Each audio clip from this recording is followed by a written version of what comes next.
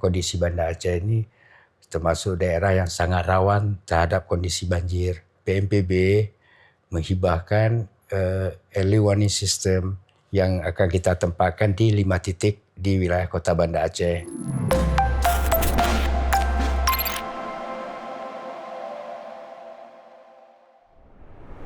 Assalamualaikum teman-teman semua, kembali lagi bersama Syifa di podcast kolaboratif inovasi transformasi. Oke, nah perbincangan kali ini super menarik banget nih karena kenapa? Karena ini sesuai dengan kegiatan atau situasi saat ini di Kota Banda Aceh, yaitu dengan tema Kota Tangguh Bencana yang akan langsung dibahas oleh Bapak Ardi selaku PLT daripada Kepala Pelaksana BPBD Kota Banda Aceh ya Pak. Ya, Di siap. sini hadir bersama kita narasumber kita Bapak Ardi. Nah kalau boleh tahu nih Pak, mengulik sejarah ya Pak di masa lalu yang dimana Banda Aceh ini pernah terjadi sebuah bencana besar yaitu tsunami Aceh pada tahun 2004 dan tentunya ini menjadi titik balik daripada kesadaran mitigasi bencana. Nah oleh karena itu Syifa dan teman-teman semua ini pengen tahu Pak, apa sih kira-kira peran besar BPBD dalam proses mitigasi bencana tersebut? Ya, terima kasih. Assalamualaikum warahmatullahi wabarakatuh. Waalaikumsalam warahmatullahi wabarakatuh. Memang kita juga sama-sama tahu bahwasannya tahun 2004 itu ya, di bulan Desember kita mengalami suatu musibah yang sangat luar biasa, yaitu gempa dan tsunami. Dan ini menjadi satu sejarah bagi Indonesia bahkan internasional. Jadi dari hal seperti ini kita sebenarnya belajar dari pengalaman-pengalaman masa tsunami dulu. Dan kenapa jumlah warga Kota Banda Aceh khususnya begitu besar korban, karena informasi terkait tsunami itu bagaimana, mitigasinya itu bagaimana. Nah, itu kita belajar dari pengalaman bahwasanya ini memang tugas kita untuk saat ini. Dan pada masa 2004 memang BPBD itu belum lahir. Oke. Ya, Dan informasi masih kurang ya Pak? masih kurang terhadap masyarakat. Oke. Tapi kenapa hari ini kita mengetahui bahwasanya korban tsunami itu seperti Simelu gitu ya. Mereka itu sangat sedikit korbannya, bahkan ada 6 orang gitu ya. Oke. Itu pun karena faktor usia. Tapi itulah waktu itu orang tua dari terdahulu itu mengajarkan kepada anak-anaknya dari ayunan itu dengan nyanyian itu semong. Itu salah satu mitigasi bahwa saya menginformasikan bahwasanya apabila terjadinya gempa gitu, jadi kita untuk menyikapinya harus lari ke bukit gitulah bahasanya. Sementara kita di sini kan kurang sosialisasinya terkait informasi-informasi terkait bencana apalagi tsunami ya. Iya. Nah, inilah mengapa mereka itu lebih kecil korbannya dibandingkan Kota Banda Aceh sendiri. Oke. Karena minimnya informasi pada masa itu ya Pak? Iya, masa itu benar. Oke. Nah, menarik lagi Pak benang merah untuk sejarah bencana Pak. Untuk saat ini sebagaimana kita tahu bencana banjir yang terjadi belakangan ini Pak menelan banyak korban baik di beberapa daerah tersendiri Pak. Nah mungkin bisa disebutkan Pak peran BPBD saat menanggulangi bencana. Karena kalau yang kita lihat di berita kan Pak ada tuh yang katanya banyak alat tapi percuma ya Pak, kemarin sempat disinggung oleh Bapak Muzakir Manaf. Nah kira-kira bagaimana Pak tanggapan Bapak mengenai hal tersebut? Apakah memang benar dengan statement kelalaian dari BPBD atau bagaimana Pak? Ya, terkait dengan pasca bencana yang terjadi di bulan November yaitu kejadian banjir, memang dari awal khususnya Banda Aceh kami sendiri sudah mengantisipasi berdasarkan informasi dari BMKG kondisi cuaca bahwasanya diperkirakan ini kondisi hujan, debit hujannya itu beserta angin itu diperkirakan sampai dengan Desember. Dan BPBA juga telah mengimbau kepada BPBD yang ada di wilayah Aceh untuk melakukan siaga. Jadi, dari kami BPBD sendiri telah melakukan langkah-langkah dan menyampaikan ke pimpinan bahwasanya saat ini Kota Banda Aceh juga termasuk daerah yang akan berdampak terhadap cuaca hidrometeorologi, dan kita sudah menyiapkan dengan penetapan status waktu itu sebagai siaga darurat, siaga bencana. Itu. Kemudian dan hari ini pada tanggal 26 juga sudah terjadi, sehingga Banda Aceh juga mengeluarkan status setelah kita melaporkan ke pimpinan, melakukan di lapangan koordinasi di lapangan bersama TRC, sehingga hari ini Banda Aceh juga menetapkan status setingkat di atas siaga menjadi darurat bencana. Gitu. Berarti peran BPBD sebenarnya bukan lambat Pak, tapi sudah diantisipasi sejak awal ya Pak? Sudah kita lakukan. Oke Pak. Kemudian Siva ingin menanyakan nih Pak, apa sih pentingnya atau seberapa pentingkah menjadikan Banda Aceh sebagai model kota tangguh di Indonesia Pak, menurut Bapak sendiri nih?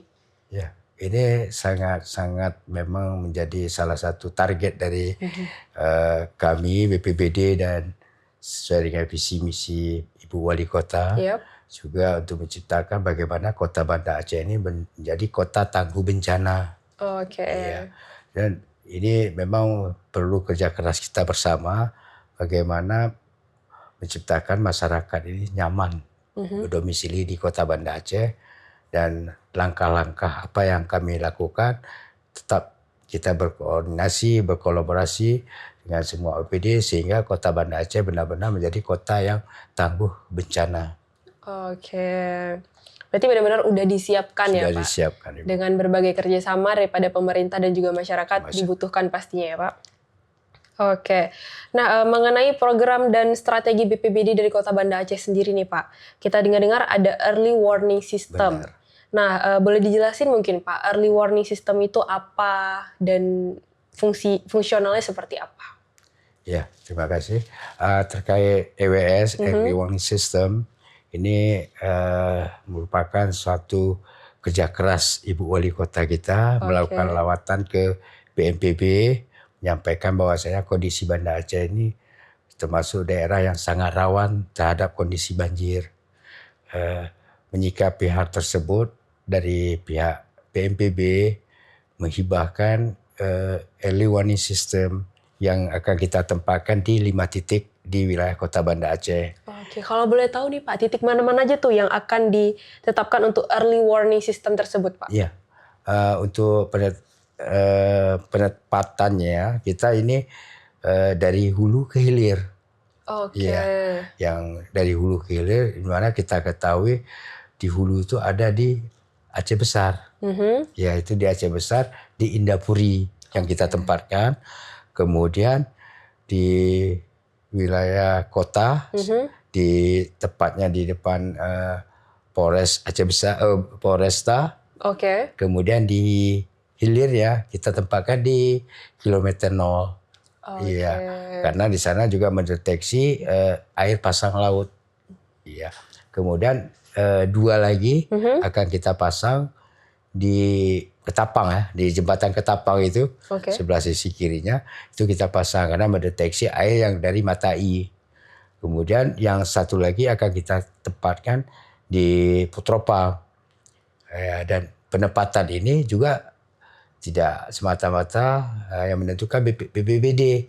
Jadi kita sudah sampaikan ke Ibu Wali Kota, sedang lakukan koordinasi antar pihak dengan YK juga yang mempunyai wilayah seperti Putropang, kemudian dengan Sapol, itu juga dengan BWS, wilayah 1. Itu sudah kita koordinasi untuk penempatan early warning system. Kemudian untuk sirine, itu kita tempatkan di kantor Camat Baitur Rahman. Iya. Nah, ini juga nanti alat ini juga akan mendeteksi terkait dengan ketinggian air sungai. Kemudian alat ini juga dilengkapi dengan pendeteksi curah hujan. Iya.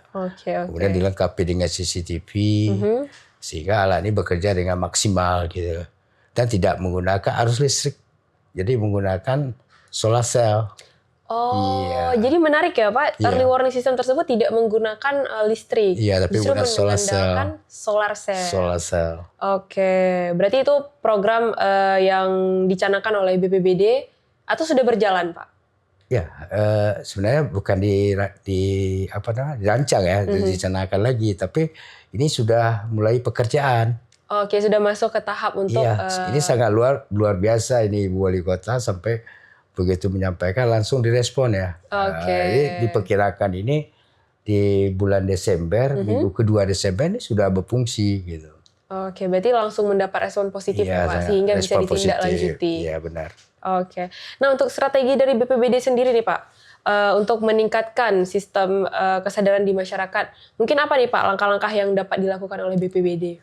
Ya, sebenarnya sejak saya jadi PLT nih ya, Mhm. saya memang mengingat kondisi keuangan lah, bukan hanya Banda Aceh saja, tapi daerah kabupaten lain mungkin akan sama nasibnya. Oke. Ya, saya sudah melakukan dan mengajak pada para kabit, gitu Mhm. ya, para kepala bidang, kita bagaimana caranya melakukan sosialisasi kepada sekolah-sekolah gitu tanpa butuh biaya. Oke. Ya, ini saya lakukan bersama Kabit setiap hari Senin kita menyurati setiap sekolah-sekolah Mhm. dengan terlebih dahulu kita berkoordinasi dengan Dinas PK Kota Banda Aceh dan alhamdulillah Dinas PK Kota Banda Aceh sangat merespon dengan baik sehingga sampai hari ini itu tiap Senin kami dari pihak BPBD itu sekolah-sekolah yang kami surati itu sangat merespon gitu ya. Jadi Oke. sebagai pembina apel di sekolah-sekolah sambil kita melakukan sosialisasi kepada anak-anak sekolah.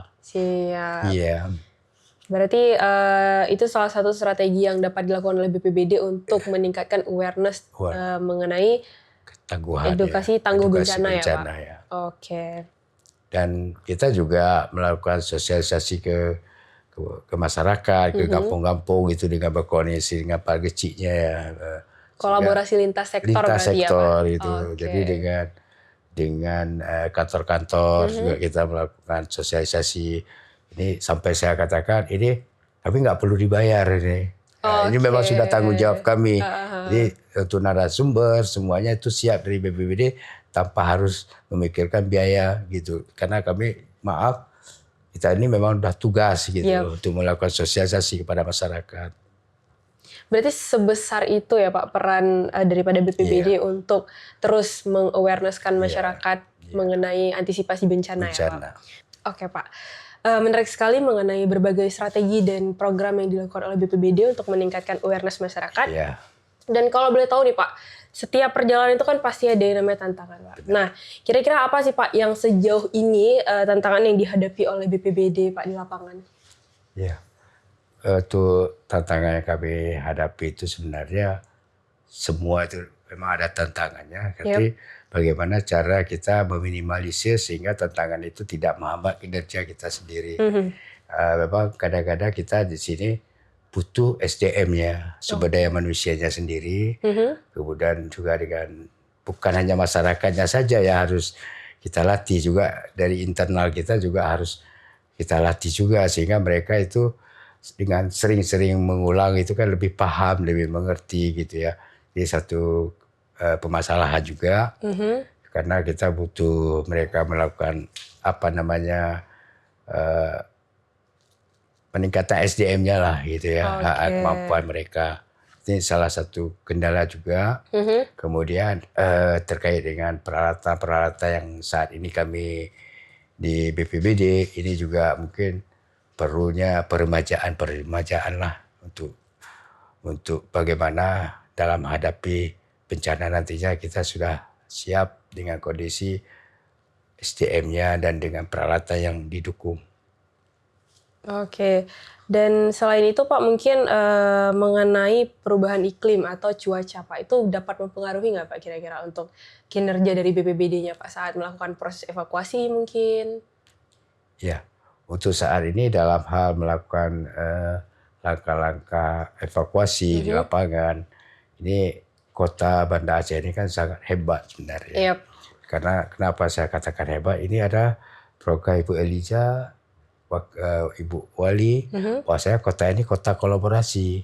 Oke. Iya, di sini kita juga punya OPD yang memang kita bekerja sama seperti DHK 3, Dinas Damkar, kemudian ya para camat ini sangat luar biasa dukungan dalam hal bagaimana memberikan pelayanan kepada masyarakat gitu. Oke.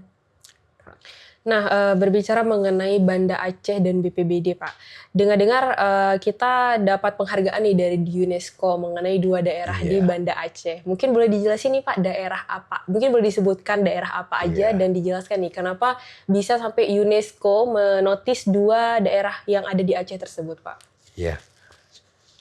Terkait dengan pengukuhan atau yang dilakukan oleh UNESCO untuk Kota Banda Aceh ini ada 2 desa. Oke. 2 desa, dan ini juga dilihat dari beberapa indikator sehingga desa ini menjadi desa yang dikukuhkan oleh UNESCO. Ini ada 2 desa, kita itu desa Dayak Gelumpang. Dayak Gelumpang, Kecamatan Merasa dan desa Kampung Jawa. Oke. Ya, dan ini desa ini bukan serta-merta mereka bisa mendapatkan pengakuan UNESCO, tapi juga mereka harus ada indikator-indikator yang memang menjadi bahan sebagai penentuan desa tersebut. Oke, berarti memenuhi persyaratan memenuhi ya persyaratan, Pak? seperti misalnya katakanlah salah satunya ada relawannya, Oke. kemudian ada peta jalur evakuasinya di sana. Jadi sejauh ini ya 2 desa ini sudah sangat memenuhi syarat untuk kita ajukan sebagai desa yang menjadi desa yang tsunami ready.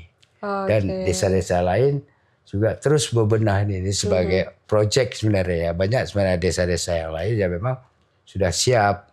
Tapi ini 2 desa ini sebagai desa yang menjadi proyek kita. Sehingga ini bisa memacu desa-desa yang lain untuk bisa diakui oleh UNESCO juga. Oke. Berarti terus berkolaborasi dan terus aktif ya Pak di dalam desa tersebut ya. Oke Pak. Nah, mengenai digitalisasi informasi Pak, di era zaman sekarang kan digitalisasi informasi melalui aplikasi itu sangatlah menjadi sebuah kebutuhan ya Pak mungkin ya. Nah, dari BPBD sendiri Pak, ada nggak sebuah wacana atau canang Pak, atau kegiatan perencanaan untuk melancarkan digitalisasi informasi tersebut, baik melalui aplikasi atau media sosial? Mungkin sejauh ini bisa disebutkan Pak langkah-langkah yang sudah dilakukan? Ya. Terkait digitalisasi itu memang ini sangat penting dalam hal misalnya pengaduan, sosialisasi, dan ini juga sudah kita lakukan di BPBD itu dengan di samping kita juga ada call center dari Kominfotik, pengaduan masyarakat, kemudian kita juga ada aplikasi yang mengajarkan informasi terkait edukasi dan pelaporan juga di sana, yaitu dengan aplikasi Inaris Personal. Namanya Inaris Personal. Oke. Di sana juga banyak sekali informasi-informasi terkait kebencanaan. Bahkan yang sangat luar biasanya, begitu kita buka aplikasi tersebut, itu ancaman apa yang menjadi ancaman di tempat kita berdomisili, tempat kita berada saat ini. Berarti mampu mendeteksi ya Pak ancaman apa yang akan datang gitu. Iya. Oke. Ya bisa katakanlah kita buka di aplikasinya Inaris di sini nih. Itu akan tergambarkan ancaman apa yang ada di kita saat ini. Oke. Misalnya katakanlah gempa bumi, tsunami, atau banjir. Yep. Ya, begitu kita bergerak 100 meter dari posisi sekarang, itu ancamannya sudah berbeda. Oke. Berarti beda titik koordinat, beda ancaman ya Pak? Beda wilayah, beda tempat, itu ancamannya sudah berbeda. Namun mampu dideteksi oleh aplikasi Inaris tersebut. Iya. Dan aplikasi ini juga menggambarkan bagaimana edukasi. Misalnya katakanlah di sini banjir. Kita bisa melihat apa yang harus kita lakukan edukasinya. Mitigasinya apa. Di sini sangat jelas di sini. Ya, di samping menjadi bahan pelaporan juga kita bisa melihat ancaman kemudian mitigasinya. Kemudian dalam aplikasi ini juga ada video-video terkait dengan edukasi kebencanaan gitu ya. Jadi sangat banyak informasi yang di dalam Inaris Personal ini. Oke. Nah, mengenai pentingnya kesiapsiagaan individu, tadi kan kita udah membahasnya, Pak. Nah, ini mengenai kesiapsiagaan keluarga, bagaimana itu, Pak? Karena kan misalkan nih, ada suatu keluarga, Pak, dan ketika terjadi suatu bencana mereka sedang tidak bersama, Pak. Nah, kira-kira ada nggak antisipasi yang mungkin bisa Bapak sarankan kepada teman-teman di rumah agar menjadi acuan dalam teman-teman untuk bisa mencoba meningkatkan kesadaran dan dari antisipasi bencana tersebut, Pak? Ya, terkait dengan individu, saya kan tadinya juga menyampaikan sosialisasi ke sekolah-sekolah ke anak murid gitu Iya. ya. Kemudian juga kita melakukan sosialisasi juga dengan para dewan guru gitu ya. Bahwasanya hari ini yang menjadi tanggung jawab dan menjadi orang tua di sekolah ini adalah para dewan guru. Iya. Jadi kita mencoba menyamakan persepsi untuk para dewan guru. Ini dewan guru hari ini posisi di sini lagi mengajar anak-anak gitu ya. Iya. Jadi sementara anaknya beliau ini juga ada di sekolah lain gitu. Benar. Atau di SMA mana atau di SD mana. Jadi begitu terjadi suatu hal yang tidak diinginkan seperti katakanlah gempa gitu ya. Jadi kan dia, aduh ibu guru ada anak loh di sana. Iya. Jadi ini ditinggalin, dia mau jemput anaknya. Sementara anak ini siapa yang jaga gitu ya. Oke. Jadi kita memberikan pemahaman, menyamakan persepsi bahwasanya anak ibu ini. Sedangkan anak ibu yang ada di sekolah sana menjadi anaknya ibu yang di sana. Oke. Jadi ini sangat harus kita berikan menyamakan persepsi bahwasanya anak kita itu ya anak yang kita didik saat ini. Dan anak kita yang di sekolah lain itu akan dijaga oleh guru yang di sekolah tersebut. Itu salah satu kita menyamakan persepsi. Kemudian kepada masyarakat kita juga menyampaikan bahwasanya bagaimana dalam hal menyikapi bencana sewaktu-waktu yang memang terjadi dan tidak kita inginkan.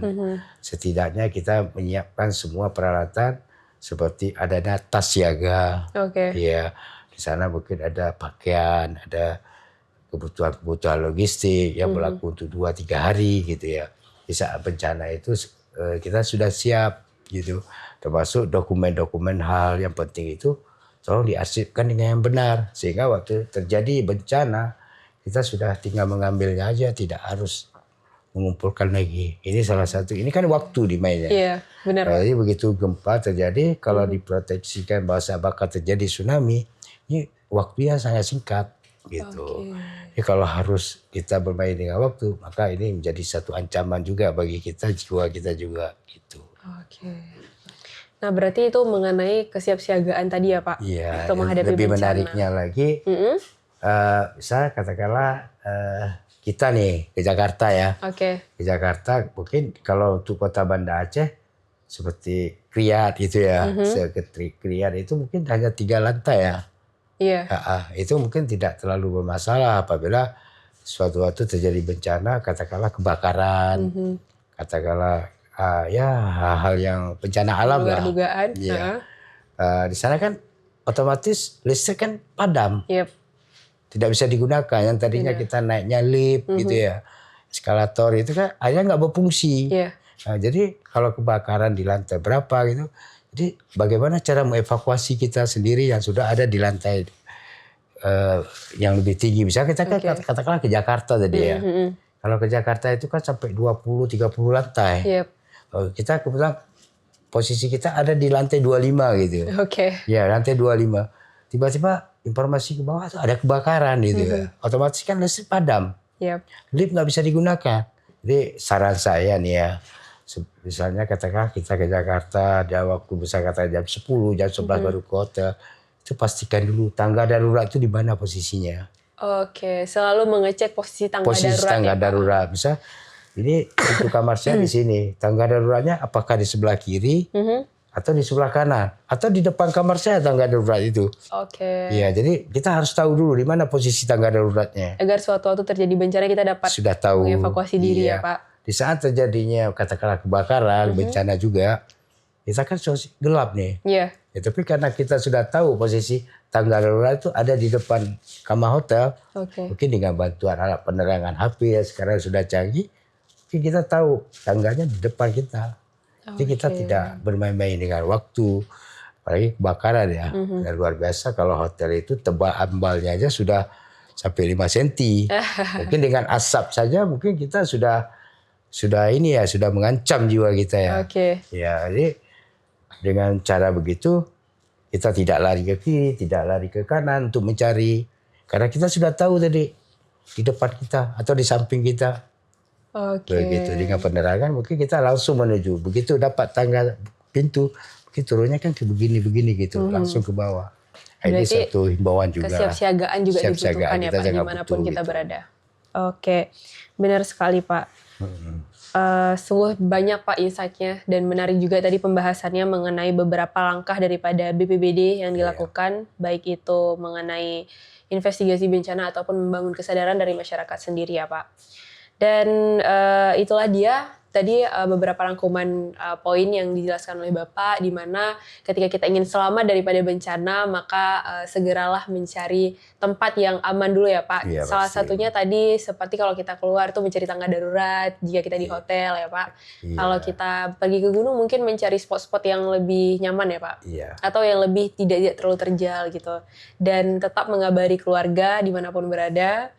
Dan tetap pelajari terus informasi yang di-share di akun media sosial BPBD, dan pasti di situ banyak ya Pak Banyak sekali informasi baik mengenai mitigasi bencana ataupun penyelamatan diri. Oke, terima kasih banyak Bapak atas waktunya Pak Ardi. Saya ucapkan terima kasih untuk waktu dan sharing seasonnya Pak. Iya. Terus nonton dan sampai ketemu di podcast-podcast selanjutnya. Saya Syifa Amalia pamit undur diri. Wassalamualaikum warahmatullahi wabarakatuh.